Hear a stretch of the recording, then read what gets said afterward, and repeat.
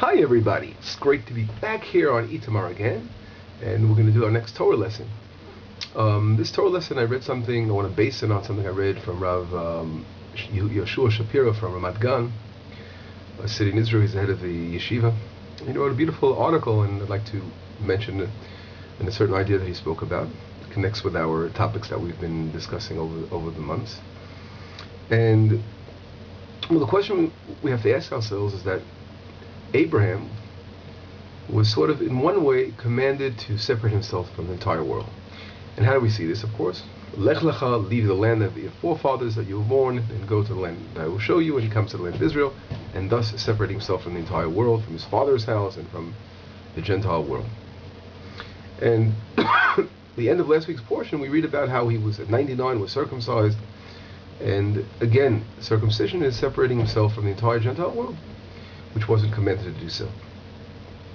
Abraham represents the beginning of the house of Israel, of course, is a reflection to the entire house of Israel. And we see how the Jewish people as a nation are a different nation, a nation that's supposed to live in the land of Israel. We have our 613 commandments and following the Torah and God's commandments, especially for us, and etc., circumcision and the various laws.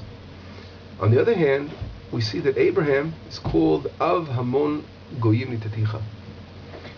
When God changes Abraham's name, and he adds the letter Hey, and then God says, you are the father of the multitude of nations. And that seems to be contradictory in one way. Like here we see, okay, you separate yourself, you come to Israel, you're different, you have your commandments, you're building the Jewish nation now. On the other hand, you are the father of other nations. And if we think deeply about the matter, the truth is that these do not contradict, the opposite. By the Jewish people coming to the land of Israel and separating ourselves, on one hand, yes, we must remain separate from the nations of the world. We don't need to marry, we obviously are different. But on the other hand, we must realize that we are not to separate ourselves from responsibility for the nations of the world. We have to love and reach out to the nations of the world. One of the greatest rabbis of modern history, of all time, of course, in our generation, was the Rav Kook, Abraham Isaac Cohen Kook. And he was a great giant of Torah in so many ways, of Kabbalistic side and the halachic side, and every side of Torah he was great. And he was the chief rabbi of Israel. And he wrote many books, and he discusses, tremendously develops the concept of what it means, Sgulat Yisrael, the special quality of the Jewish nation. And I don't know if there's anyone who writes more about it than he. And on the other hand, he talks about also, he writes tremendously about the purpose of the Jewish nation in this world. And he has a beautiful paragraph that he wrote about in one of his books called Midot HaRiyah, which would talk about the qualities and ethics and moral concepts that he writes about. And I'd like to read a small paragraph that is brought down over here in this article that I mentioned. And he writes like this, Rav Kook. It's impossible for a person to reach the spiritual heights. Shel Hodul Hashem, give thanks to God, call His name, and make known amongst the nations His ways, without an Ahava Pnimit, an eternal love from the deepest depths of our heart and soul, to do good to the nations of the world, to improve their situation, their materialistic situation, and to make their lives happy.